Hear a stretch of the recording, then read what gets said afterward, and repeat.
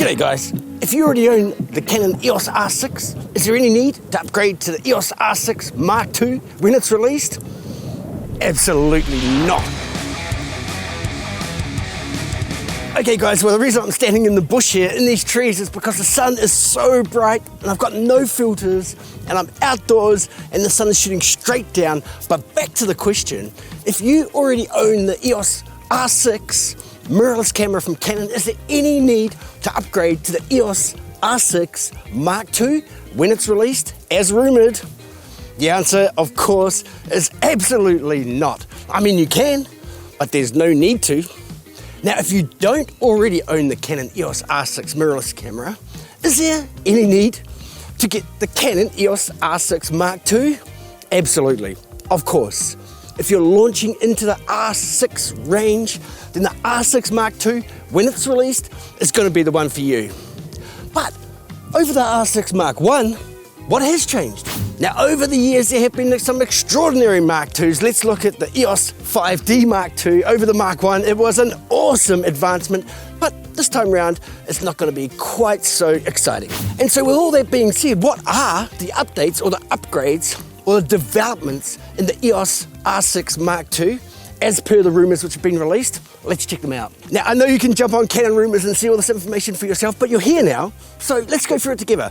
You're going to get a 24 megapixel full frame CMOS sensor, and that's up from the 20.1 megapixels in the R6. So you are going to get a little bit more resolution there, a little bit more flexibility in your cropping. Unless, of course, you use your feet or your zoom and you crop in camera. You're going to get dual pixel raw burst. Does anyone use that? I don't use that. Dual pixel CMOS autofocus, pretty cool. In-body stabilization. Here's an interesting one, digital teleconverter. I wonder what the digital teleconverter could be. Is that going to be an actual teleconversion inside the camera where it's going to drop another piece of glass to extend your reach on your lenses? Or is it going to be similar to digital crop? Well, that remains to be seen. We'll find that out. Hybrid auto. 4K 30, no crop. 4K 60 with a crop. Now, I believe they're going to the bigger sensor size, the 24 megapixels over the 20.1 megapixel sensor in the R6 Mark I. That means that they can't necessarily produce the same video frame. So there is going to be a crop in the R6 and 4K 60 is currently 1.1 times. Canon log, cloud raw processing, uploading to the cloud to process your raws. Interesting. I bet it's going to take ages to upload to Canon.image or image.canon, whatever the web-based service is called. Myself, I don't actually use it. I hope you do, because if you do, you can let me know why I need to start using it right away. Do that now, let me know. Or if you think it's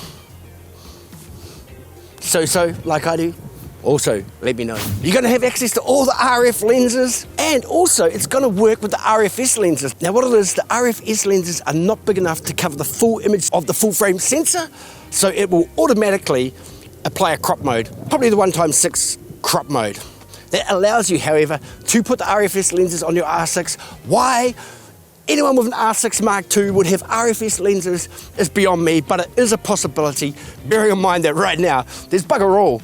Hardly any RFS lenses, I think there's 2. You're going to have dual SD card slots. I do like the SD card slots. There has been a shift towards CF Express or the smaller CF Express cards, but they are extraordinarily expensive. So much money for a memory card. At least this one, the R6 Mark II, having dual SD card slots, it's going to keep the cost down a wee bit, although you will need to get the fastest cards on the market in order to capture that 4K 60 with a crop. There's not much change in the form factor. Look, a lot of people are singing out for the R6. They want a top-down screen, and I agree. I think that a premium product like the R6 or the R6 Mark II should have the top-down screen. It really does make it easy to adjust your settings without having to look at the rear screen of the camera. So that's it, guys. That's the rumoured R6 Mark II, scheduled for release whenever. Probably sooner than I expect, probably later than we hope. I don't know, I'm fairly nonplussed about this iteration. I really don't think they've advanced it too far at all. It's just simply a periodic update to the existing R6. They're gonna call it the R6 Mark II. Are you gonna be interested in it? Do you own an R6? Is this something that you're gonna update to? Or do you just see nothing in it for you right at the moment? Maybe if you are gonna upgrade, you're better off going to another option altogether. Wow, this was some scene right here in the bush. You want to believe it. It's like, yeah, I'll show you. Could I have picked a weird, more weird spot. I'm literally in the bush right here. Crazy, hey? But it was the only place I could find this cover for the sun. As you can see, it's really bright up there. So there we go. That's the reason why. No stress. As always, thank you for watching, and we're going to catch you on the next one. Bye.